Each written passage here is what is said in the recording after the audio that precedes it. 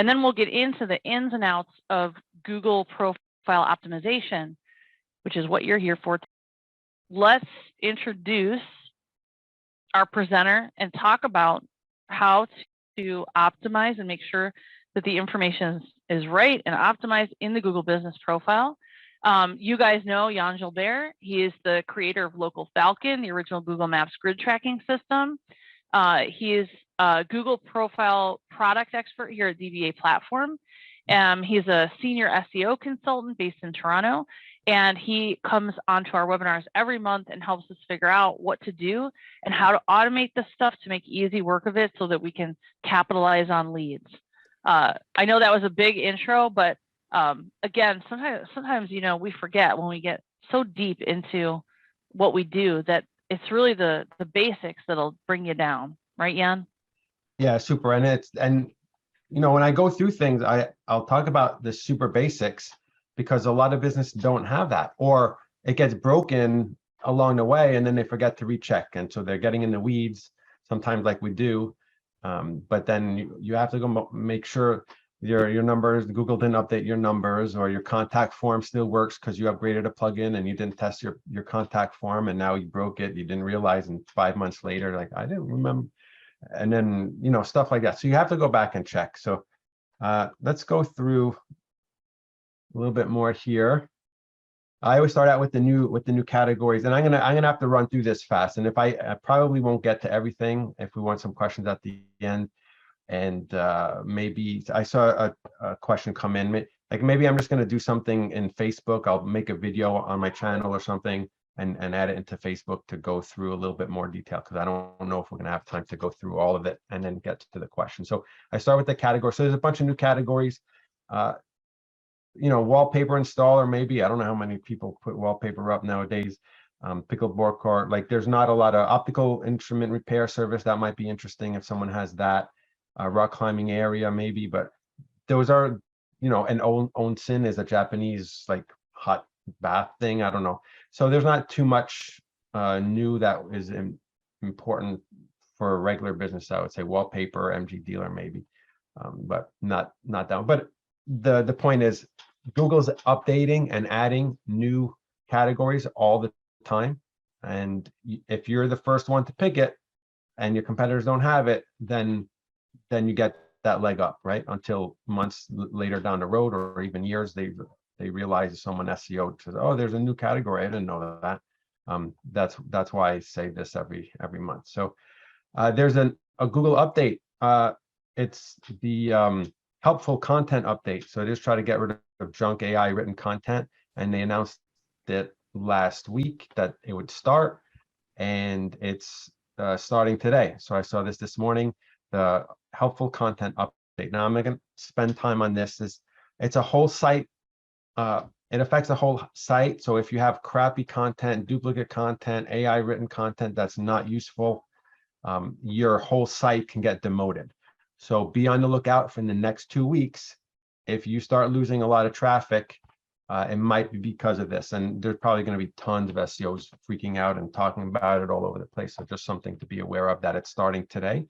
So check your analytics and your Search Console numbers for starting today, and see if there's any drop overall, not specific pages, but overall on your site. All right, Google Business Profile Optimization. So I've done this in 3 batches. So we have our setup phase, the ongoing phase, and then other things. And just because they're other doesn't mean they're unimportant. Just like Sarah was saying about the website has to be done properly and all that stuff. So setup phase. Jan, so go ahead. Real quick, I just read through the chat, and Tim and a bunch of people pointed out that my Salerno pizza example, it's Salerno pizza in the Google Business Profile. On that first entry, if it was, I forget, I think it was an organic entry, but it could have been an ad, I can't remember. It says Salerno's pizza, so the S, so it's like mislabeled, but actually, I live in Chicago. Salerno's is like, that's like a very popular, like common Italian name. So the Salerno's with an S, I didn't tell you that, but I checked that. Those are different locations, not the same location. So it was confusing to me too, as I'm going through it last night going, so the actual website for Salerno Pizza that I was looking for, they had it correct on the Google Business Profile. At least I think, based on talking to a 16-year-old guy ordering pizza. So there you go. And that's another good point. If there are businesses with a similar name or an easy way for people to get mixed up, you have to make sure you go the extra effort to make sure that that is differentiated properly, to know like, hey, we're these guys, we're not those guys. Even, you know, however you need to do it, you have to, how is a user potentially going to get confused or not and not call you, right? So right, it's very confusing. And thank you, Tim, for pointing that out, because yes, I saw that too, and that confused me at first. But when I went to the organic listing, it's not, that location isn't there. super. Okay, cool. Just stop me whenever. I'm gonna run here. So run through it. So verification. So well, sorry. So these are the most important. So I have all these, you know, there's a lot of information here. Plus there's a lot more that I didn't even put on here, all because Google keeps adding fields. These are the main things, the main factors that you want to pay attention to. Your name, keywords in the name still make a difference. Your category, primary category, is a huge factor. Your associated website pulls in a lot of information, and Google is reading that on maps.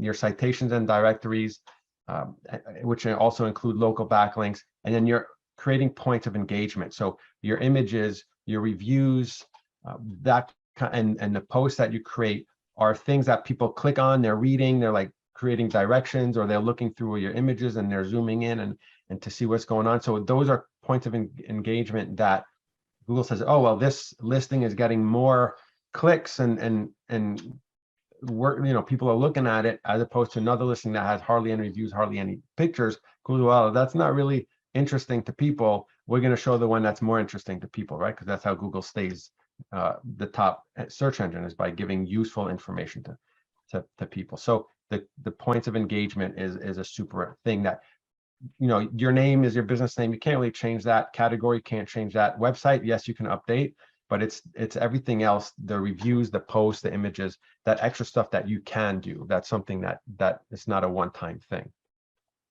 So we'll go through it. So verification, there's a dentist near me. They still haven't claimed their business. I don't know why. They just don't.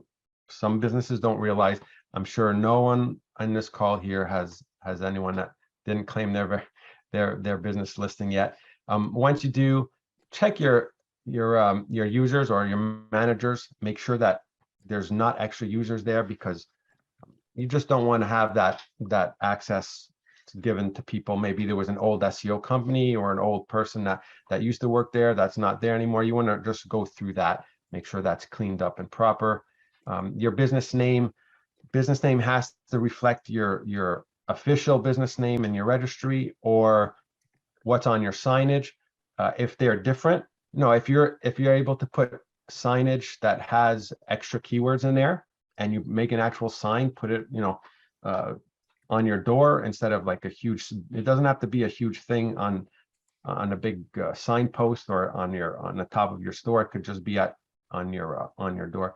So there's tricks like that, and that's where, as a consultant, I'm able to tell you what, you know, where's the gray, what you do. But your business name has to match your real business name. Obviously, check your address. Sometimes the addresses are wrong, or there's a room number or suite number is not there. You want to add that in, make it easy for people to do that. In this case, they're adding crazy extra stuff to your business name. Don't do this. Don't add your phone number and extra information. Some people add their address and locations and stuff like that. Don't do that. You're going to get suspended. And right now, like getting a listing back up, if you're suspended, it takes about 2 weeks. Imagine your listing going down for 2 weeks because you're doing silly stuff like that. It's not worth the risk.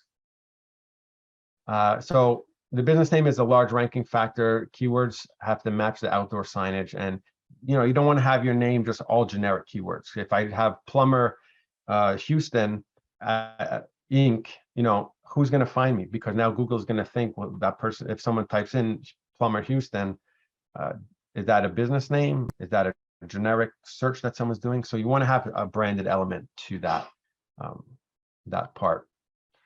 Your address and service area. So if you're not showing your address and you're hiding your address, you want to make sure you pick your service areas properly and you have a list of 10 spots there that you could do. When you pick those service areas, you're going to have a little contour map to help users know where you go. So make sure that makes sense. Don't extend it past where you're going. It's not a ranking factor. So even if you pick a place far away, Google's not going to be like, oh, they're willing to go there, we're going to rank them higher there. It has nothing to do with ranking. This is more for users to help them understand that. Will you deliver there? Will you service there? That kind of thing. When you add the service areas, they don't show on desktop, but in mobile they will show. There'll be a list here, so that's also helpful. And sometimes it'll say serves Frisco in nearby areas. So sometimes you get that extra, those extra pieces in mobile.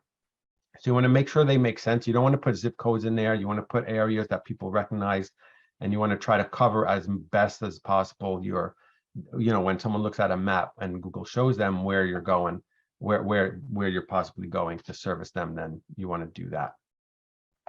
I basically just said all of this. So, and you're not supposed to do more than 2 hours. Google says, oh, if you're going two hours away, that's kind of the limit of what it thinks a service area should do. And so you don't want to, and you could get in trouble if you pick like all of United States or something, or all of Texas. Like there's no way a pest control company is going to do all of Texas, right? It's supposed to be for local companies. Pick your city. Category. So some businesses have lots of categories to choose from. So we have a dentist, there's tons of pediatric dentists, regular dentists, dental clinic, and there's a lot more. And so make sure that you're choosing all of the main one as your primary, and add all the secondary categories that you possibly can choose. There's other categories that have a lot, like HVAC or air conditioner. Like sometimes you have a lot of choice. And which one do you pick? Well, you pick the one that you, I guess, make the most money from, whoever that you're trying to sell to more. Sometimes like AC and furnace, well, you can change your primary category, right? So in the summer, you're going to put your primary category as air conditioner repair. And in the winter, you're going to put your primary category as furnace repair, because so you can switch that. Don't be afraid to move them around if your service changes is based on seasonality or something like that. Hey, Ian, Scott was asking, are there any instructional YouTube videos that we can reference for all the recommended steps, or a checklist so we can integrate into our project management? And I know at one time we did have a big checklist. And what else do we have? I mean, we do have webinars that are published that kind of go over this, but do we have any documents? No, I mean, I can create a video. I think I'm going to create a video series or something like that and share it on our Facebook group, because I think I can spend 10 minutes on each one of these slides going into all the super details, and depending on what kind of category you are you single business, franchise business, a large business, like there's so many, it's easier to answer specific questions that people have than to give every single type of scenario, but I could try to do something like that. Maybe we can go back and grab the kind of general checklist and put it in the Facebook group. Make sure that if you're on these webinars that you're part of that private Facebook group, because we do post answers later and case studies and things like that for this group. And so if you're in there, we'll post what we have as it was the GMB optimization checklist, and we'll just refresh that thing and put it in there. At least it'll give you so you're not missing a main point, and then we can go deeper and do some instructional videos on the how-tos of each of those points or something. Yeah, super. So I mentioned a lot about categories already, and basically the last thing here is you want to create a matching page on your website for each category that you're choosing. So that way you're linking between your website and the GMB, and Google says, oh yeah, we see it on both things. The trust data is there because they're matching. So you want to make sure that you optimize your website for each category that you choose. Phone number. So I get this a lot is, what do we have? If I have a tracking number, what do I do? So what you do is, first of all, make sure your phone number is right, and you don't want to use 800 numbers. Google likes to see local numbers. And so what you'll do is you'll put your tracking number up top, and then your additional phone number would be your like original real phone number. That way, when Google sees your site and sees like a real number, your original number there, maybe you have like a fancy, a unique number, and then, but if you add a tracking number on your GMB profile, then it doesn't match, and you're like, oh, now my citations don't match. So make sure that you put your real phone numbers or any other additional phone numbers that you have in these secondary or additional phone numbers, and then users only see this first one, so they'll call off this first one, but then Google knows about all the other ones so that it doesn't have any NAP issues, saying, oh, why are there different phone numbers, and they'll try to change this one back to the original one because you didn't add it here. So just make sure that, Google allows for that, but you got to use it the right way. Yeah, can we go back to categories for 1 second? Because Jessica Sure. had a clarifying question. Yeah. Can you have too many or too few categories on your listing? I thought there was a sweet spot once upon a time. No, like if they make sense, like add them all. If they all make sense. And even if they don't make sense, sometimes there's a business that, like there's a business in Quebec. It's weird. It's a pool place, but it's also a gym. So what do they choose, right? If their website has information about both those services that they're doing, then Google is okay with it. So if you're a cat cafe, you should go under coffee and animal rescue. Yeah, you can, and part of that is testing, right? And I'll come to the scanning part later. Is a lot of SEO is testing. You don't know how Google in its computer brain is going to think about things or understand things. So maybe by adding those two categories, they do support each other, and sometimes it won't. So you want to scan, make a change, scan a week later, and say, oh, that lifted a lot. That's awesome. Or, oh, it looks like we lost on some of our we gained on these keywords, but we lost on these other keywords, which are more important. Let's change it back, right? So you got to test. Is there a limit to how many categories you can put on your profile now? I've never tested if there was a limit. Like, I think this is like the most that I've seen, like air conditioner, plumb, like one of these kind of businesses would be the most. Lawyers have a ton, but I've never maxed out. I've never tried maxing out. You start to get into things that won't make sense after a while, like to your business. So I've never tested live adding as many as I wanted, like I never run out. Okay, so the logo and cover image. So Google makes it look like you can choose your logo and cover image. Sometimes they're more suggestions. So Google, you'll say, oh, this is my logo, this is my image I want to show up. And then Google says, yeah, I don't feel like doing that one, and I'm going to pick another one, right? So just make sure that Google doesn't pick something stupid that doesn't look right. If we look here, like he added his logo and it came up at his cover image as well, and it's not centered, doesn't look like it's cut off. It's not quite right. So make sure you look at your knowledge panel, do a branded search, see what comes up, and does it look right? And then see if how would you change that one? Yeah, it's just being pulled out of the photos, right? So you would just need to change that so that there's more space around the logo, and so that when Google grabs it grabs it better. So sometimes there's playing, like make sure, like first of all, choose it as a cover if you didn't choose the right one. But if you have a nice one as a cover and Google's not picking it for you, then what you want to do is, I have some notes here. So Google prefers for the cover photo to have outside, because they want people to, like, if you have a storefront, Google's trying to present like this is the storefront with the big huge banner in the front of the store. It doesn't like certain things, and I can't really get into the details too much because but generally just double check and see.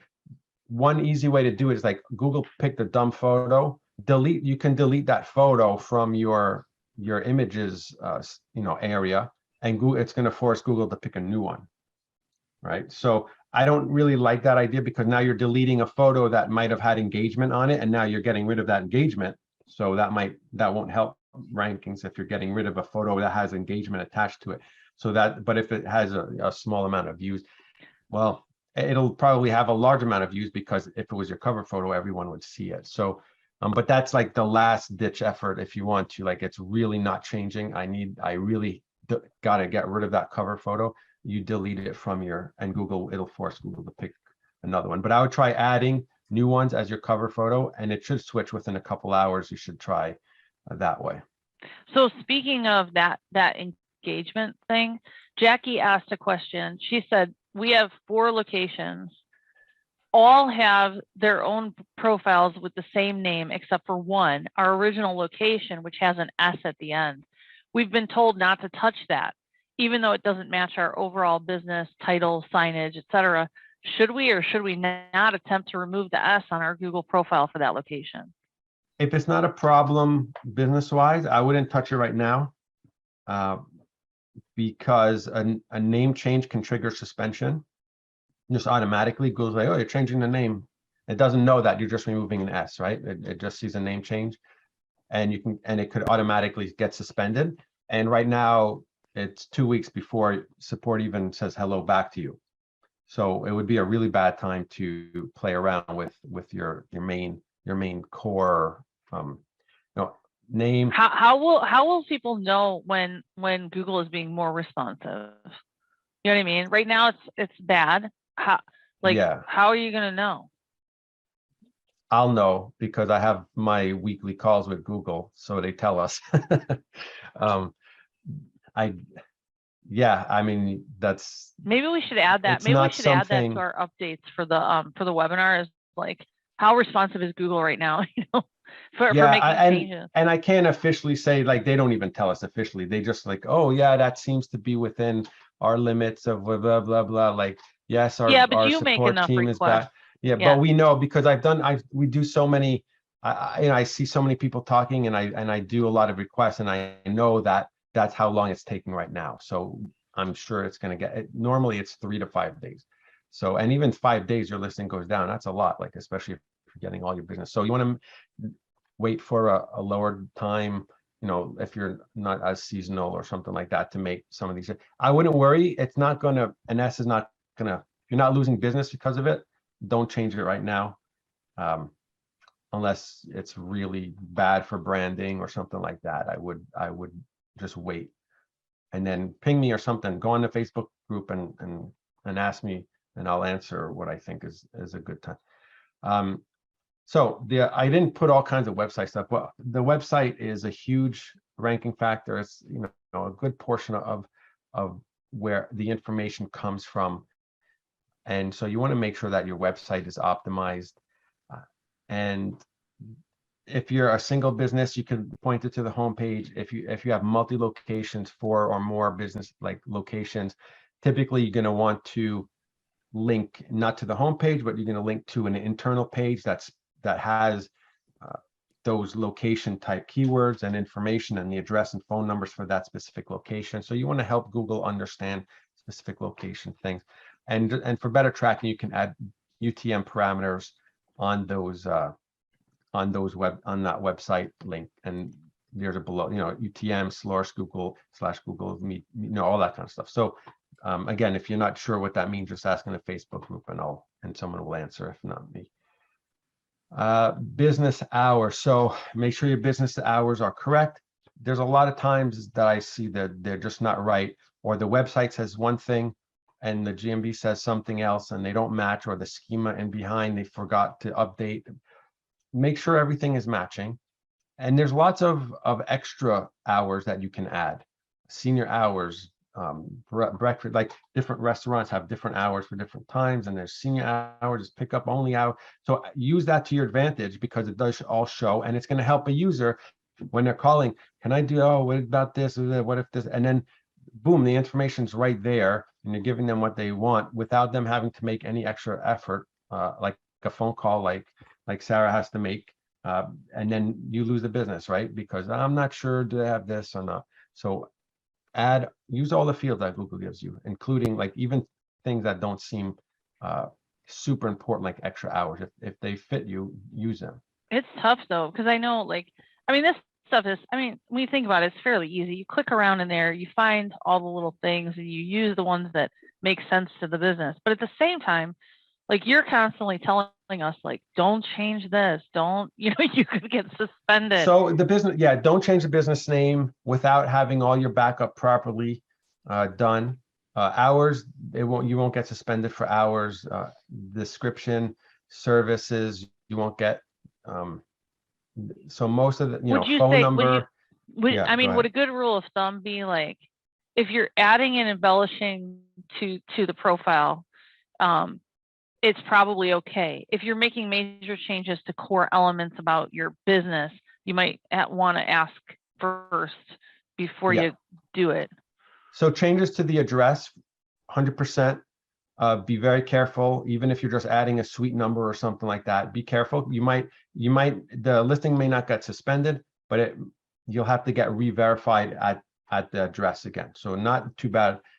A name change might trigger auto suspension, and it also depends on what category you're in. If Google says, "Oh, this is a really bad spammy category like garage door repair or something like that," Google's like really touchy, and they're like, "Oh, no, spammers."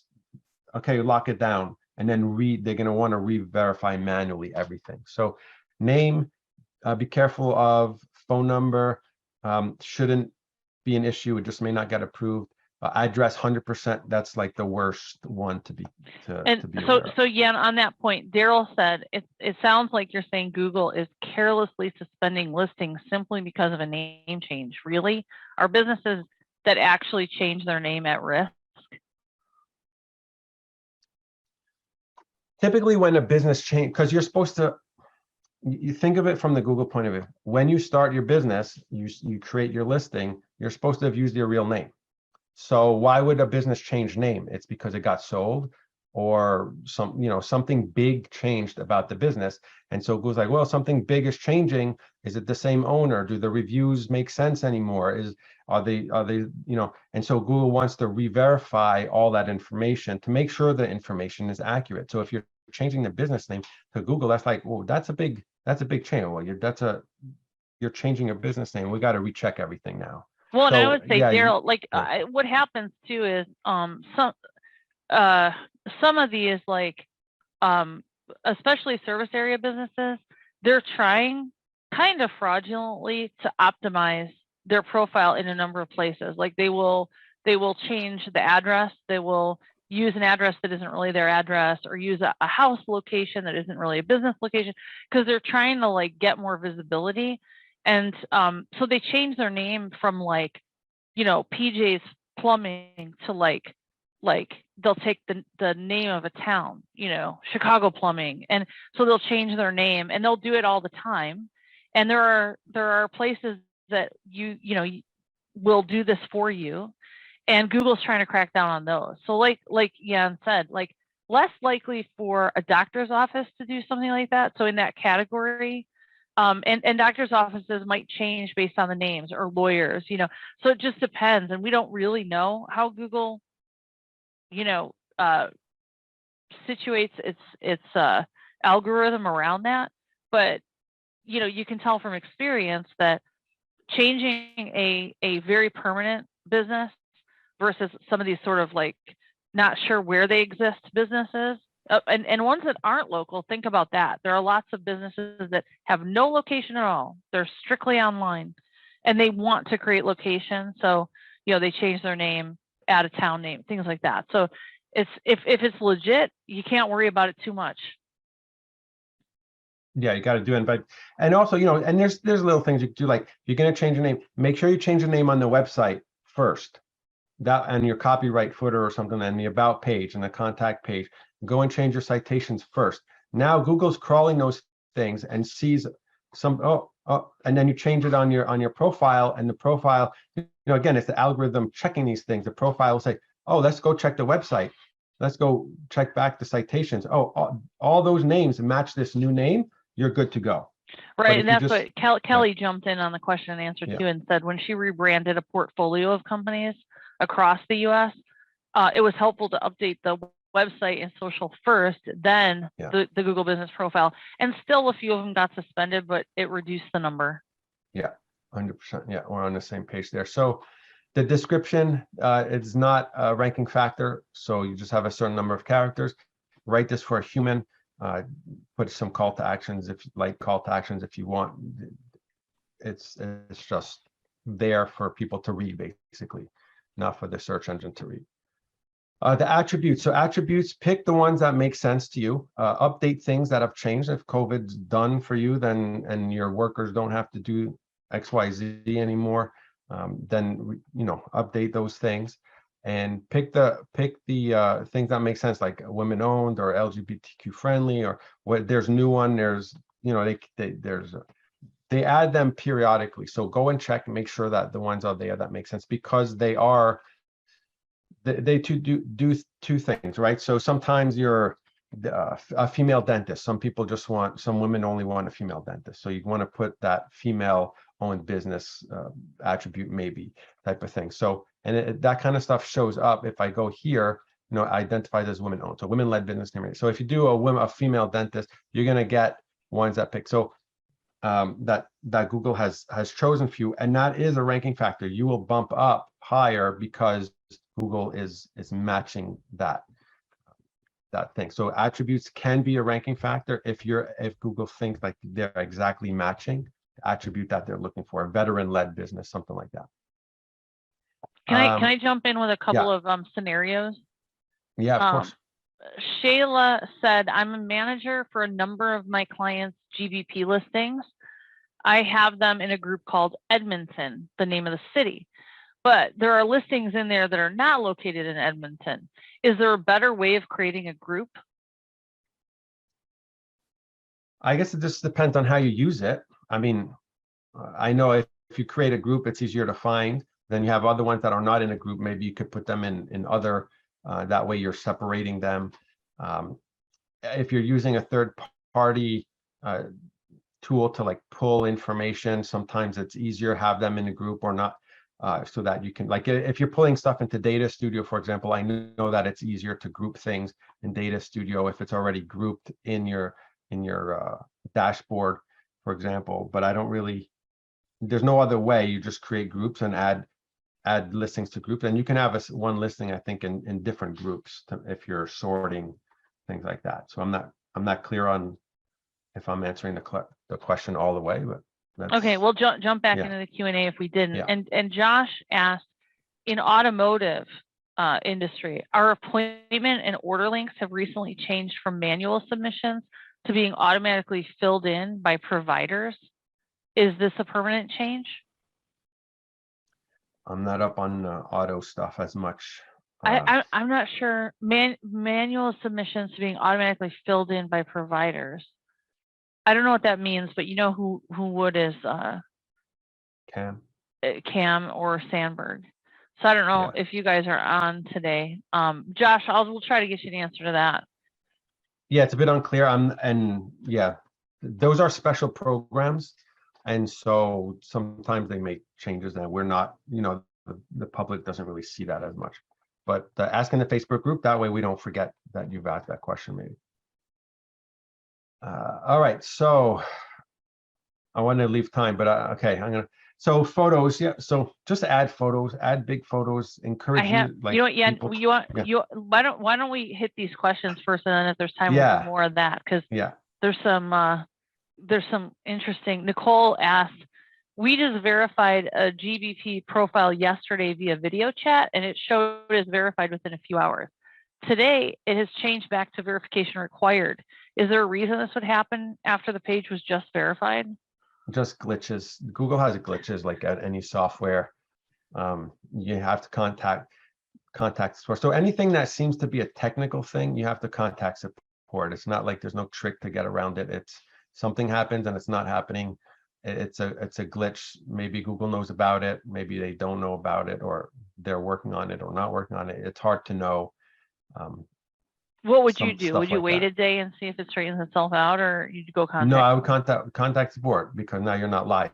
So something the way you're not live, you can, and it's not like a reinstatement where we know that it's 2 weeks right now. If it's a technical thing, my post isn't showing up, or all my post shows are not showing up, or all my reviews are no new reviews are showing up. Those are technical things. We have to contact support for that.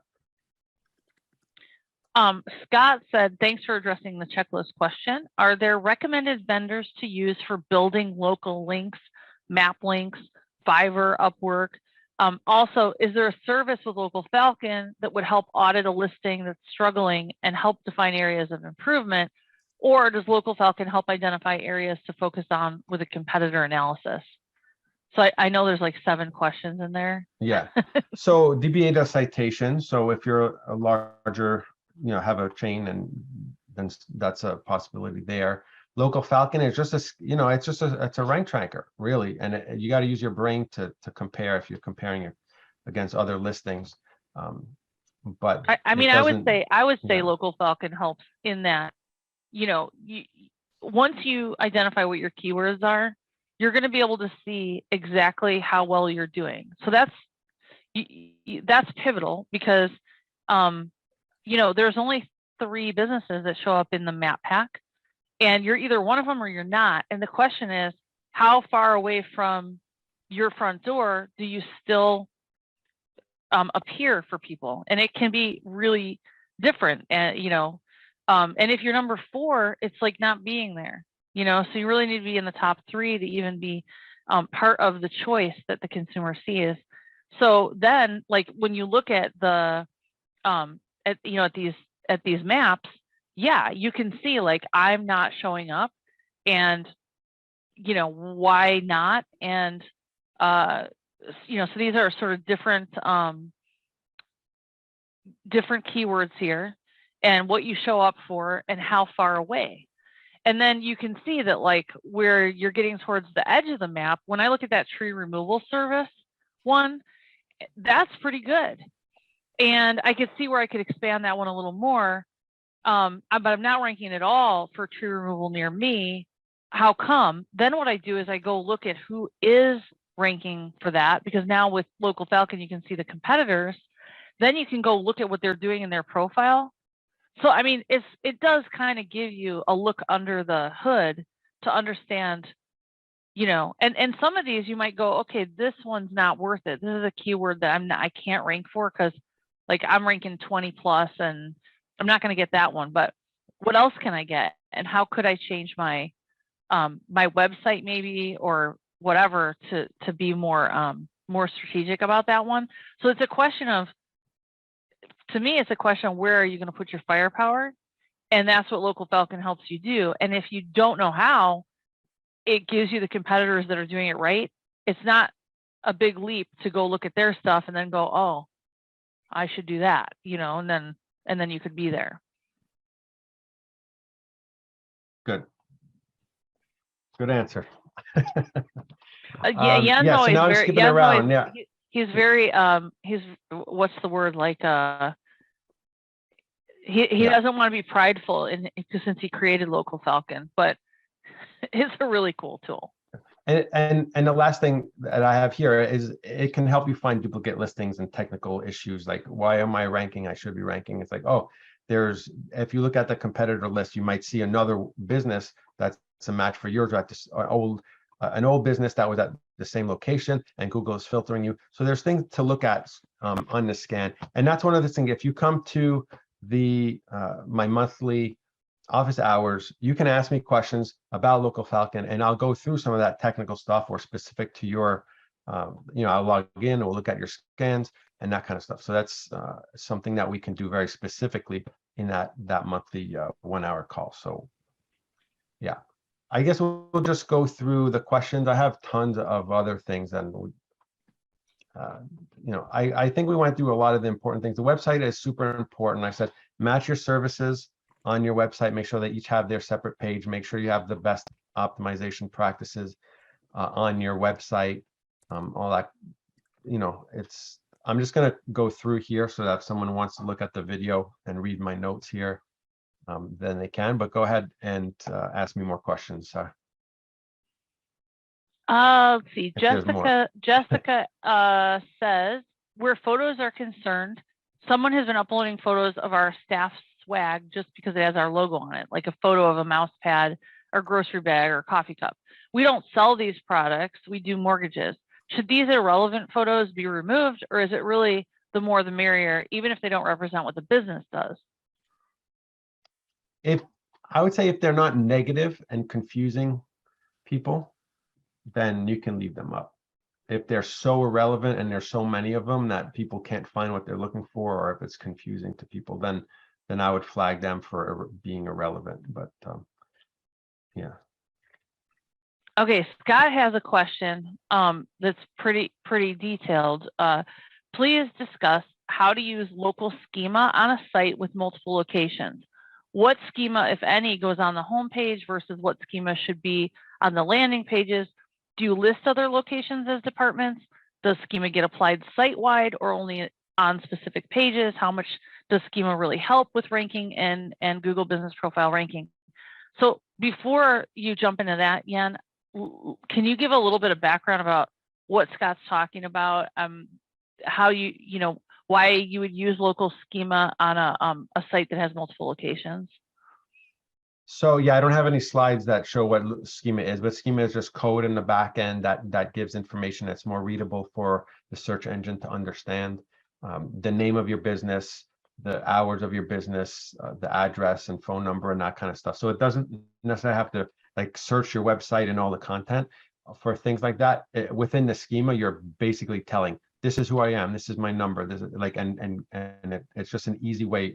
It's really, you're giving information to the machine at that point. So there's lots of different schema. For local business schema, if you have multiple locations, I would keep your homepage to your main office, and then on each location page, only have the location schema for that location, and with the phone number and address and all that stuff.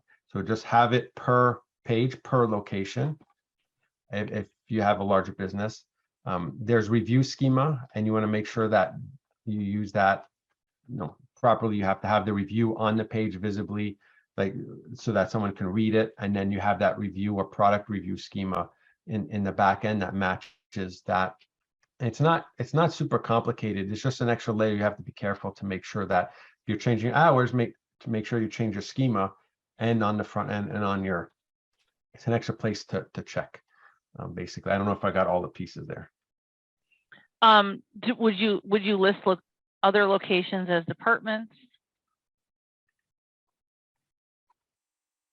I don't think it's necessary.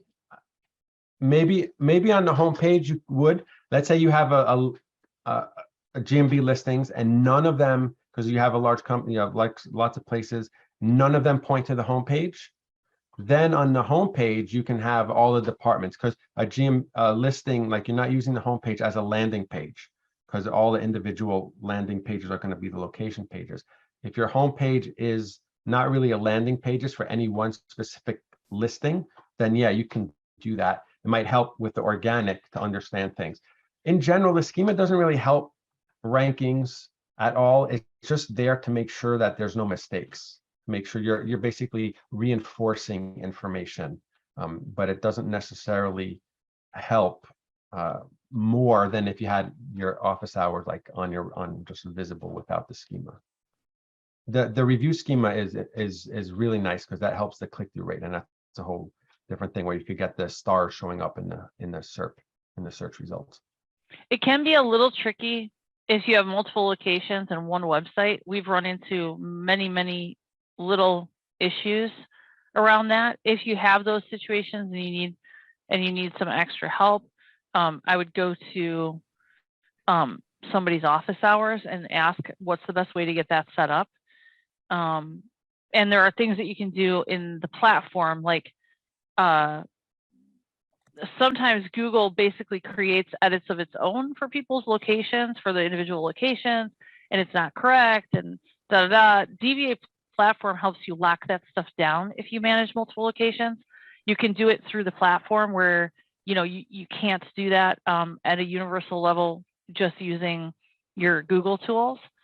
So if you need some help with something like that, because it's a little more complicated, go to an office hours, or if you want to contact us in the Facebook group and just, ask for some help, we can, we have experts who can kind of walk you through how that stuff works. Thank you everybody for attending.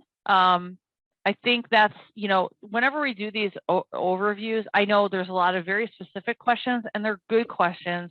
And those questions actually help, you know, help everybody learn like the ins and outs. And because it's one thing to say, here's the basics, do these things. It's another thing to have your own scenarios, you know, that don't apply exactly to the universal rules. So thank you for providing questions today. We're going to try to provide back an SEO optimization for local checklist that at least can touch on these things. And then, you know, if you want to get deeper in them, Jan is saying, you know, maybe he can create some deeper tools that way. If you are interested, you can try Local Falcon for free.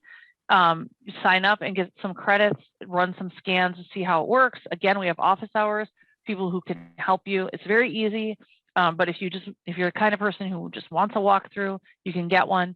DVA platform is for managing locations at scale. So if you have multiple locations, if you're an agency or a big brand, there's a lot of automation features in the platform that can help you, and we can have somebody run through that with you too. Thank you, everybody. I wanted to tell Tim I also miss Photos Hot Dogs since I haven't had one in a long time. And John says he's a fellow ex-Montrealer living in Newmarket. Oh, cool. Okay. All right. Take care, everybody. See you next month. All right.